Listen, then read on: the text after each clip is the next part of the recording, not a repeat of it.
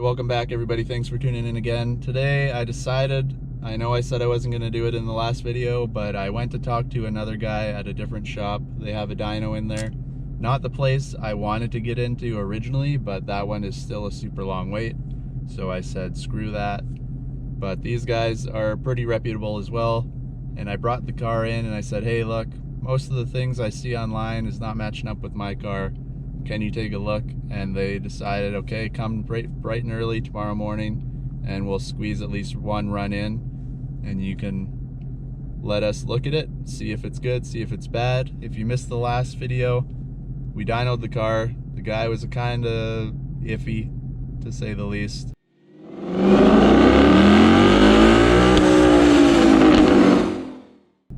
He was shifting in the wrong, or pulling in the wrong gears. He thought it was a 7-speed.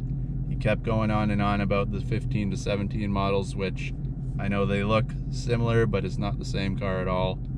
And he was just off. You can go back and check out that video if you want. But it ended up putting down 349.5 horsepower was the highest he could get out of it. Whereas when I watch, I watch a lot of like CJ Pony Parts and American Muscle and all their install videos and stuff. And it's mostly tunes for them because they do a before and after. But if you watch the before, this is a 10-speed car, so it does lose a little more. But they're usually around the 400 to 410-ish range. So I thought it was kind of weird that this one's, like a good 50 horsepower below where everybody else seems to be when they're dynoing theirs. So I could be wrong. Maybe I'll spend my money over here too just to get the same numbers, but at least for myself, I'll know what it's at. If they get the same number or close to it, at least I know, okay, this is where we're sitting and the tune will be going on. So we'll go from there. Tune is delivered, but now unfortunately, if you look outside here, we have this wonderful white stuff again for the next couple days. So I'm gonna have to wait to install that because you gotta data log a little bit and you have to be able to give her a little bit for the proper data log. And obviously if we're slipping and sliding and crashing into the ditch, that's not gonna be a very good one to send back. So I'll be patient. This is supposed to stick around for another 2 or 3 days. It should be gone and then we can get that going. So stay tuned. If you haven't already, thumbs up and subscribe so you don't miss it.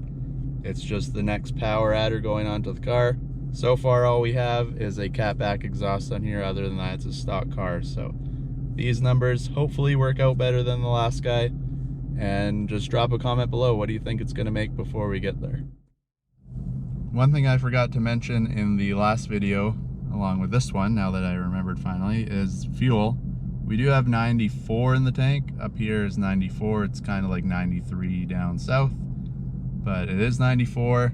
So anybody who was thinking maybe there's 87 in the car, because you can run these on 87 if you want, just regular fuel. I put premium in mine, so it's got 94 in there. Still got a half a tank. And you can see it's not stupid hot today. You come down here, we are -2. And we've been parked for a bit, so the inlet air is going up a bit, but that'll drop right down to 2 or 3 degrees when we start driving around.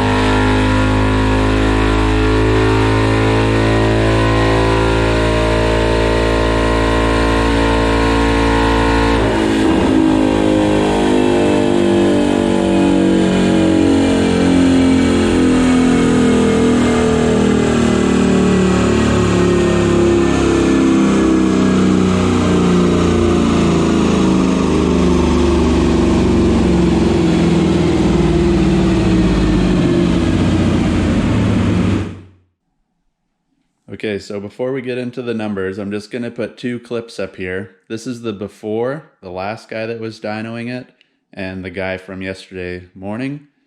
And before we even look at the numbers, just listen to how the car revs up, and you'll see what I mean.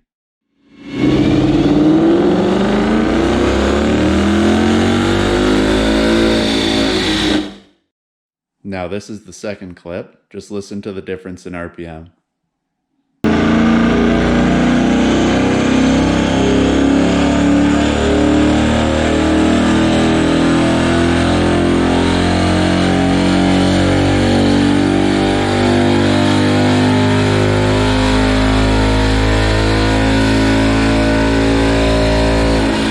So right there you can notice, I didn't notice it at the time I was filming.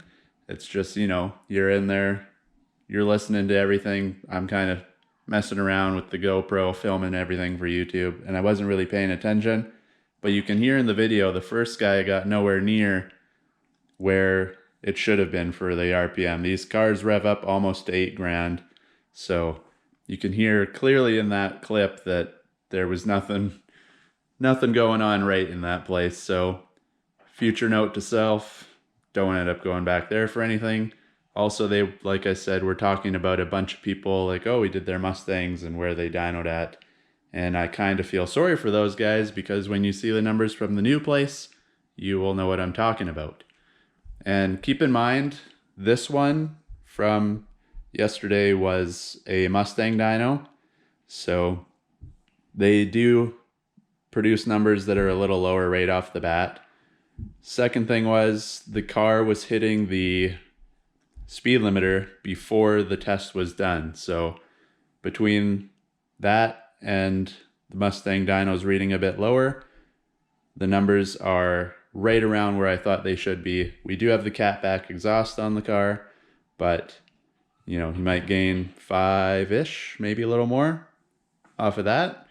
So if the car makes 460 and you minus 20% is what they say to do, because it is a 10-speed auto. You'll have a little more if you're the stick shift still, but they say about 20%, which should put it around the 370-ish mark. So let's take a look at the numbers. All right, just a recap for anybody who might have missed the last video. Here you go. 349 was the last dyno we did. And you can see 345.7 was the torque. Then you come over to here and you can see nice steady climb all the way up. You come to the bottom here, might be a little hard for you guys to see, but we did 388 and 353 for the torque, and that's at 66.58 for the RPM. And the reason for that being is, like I said, the engine was hitting the speed limiter before it got all the way up. So you can hear that in the video if you go back. So once we tune it, that should be gone. And then, so we'll gain a little bit there too. And like I said in the other videos, is from what I watched online, these cars should be around the 400 mark, between 410 for the 10-speed autos stock on the dyno. So if you take in consideration that it didn't quite make it all the way up because of the speed limiter, plus the Mustang dyno's reading a little lower, and then all that, you take it in, you know, we're now only 12 away from that 400 mark. So if you add in those two factors, I'm sure we're right around where she should be. Little shout out to Mopac here. They did get us in really short notice just to do a couple pulls. So thanks to them for getting the car in and doing a proper dyno test. All right, so there you have it, guys. I'm glad I brought her in. 388, much better where it should be. Like I said, the Mustang dynos, people say they read low, but I'm not sure. Like, they compare it to the DynoJet. A lot of people say they get better numbers on DynoJet. Even the guy at Mopac, where I got this dyno this time, said that they call their dyno the heartbreaker, because a lot of these guys with the high horsepower cars around here, they go and get her dyno there and they get low numbers. But if you do the math, the whole 20% rule, the Mustang dynos are actually closer to what your numbers would be compared to the DynoJet. So in my opinion, it's not the Mustang dyno reading lower, it's the dyno jet reading higher. But let me know. I could always find a dyno jet. Probably not before the tune goes on because like I said, it is here. I'll probably get it on in the next couple days. I will have to data log some stuff. And I don't know if you can hear it, but our snow from yesterday turned into a rainstorm today. So obviously I'm not going to be going out and booting around in the car, testing and data logging, all that stuff. Otherwise we'll put the tune on and end up in the ditch right away. But I could always find the dyno jet after the tune goes on. I'm also just going to bring it back to Mopac. Like I said, they know what they're doing clearly. They do a lot of horsepower builds there, and a lot of cool cars go through that place. They're pretty much the biggest performance place around here. But like I said, I'll bring it back. We'll get the Mustang dyno again afterwards. That'll give us more of a realistic number now of what the tune actually adds. Because as you can see, between the two, they gain just about 40 horsepower between the whole place and this place, just knowing what they're doing. So if I didn't get it redone, I don't want to go and say to everybody, oh, well, you know, I gained maybe 20 from the tune, so now this tune gave me 60 more horsepower, because that wouldn't be accurate results. So I'm glad I got it done. Let me know if you want to see it on the dyno jet. I'll try to find somebody around here that has one. The couple people that I know are all Mustang dynos, so I'll try to find one if I can. And yeah, hopefully you guys enjoyed the video. Let me know what you think of the numbers. I think it's a lot closer where it should be now. And stay tuned for the tune. It's going to be going on as soon as we get some good weather here. And then we'll have a lot more fun with the car coming. So thumbs up and subscribe if you haven't. Keep watching all the videos, and we will catch you in the next one.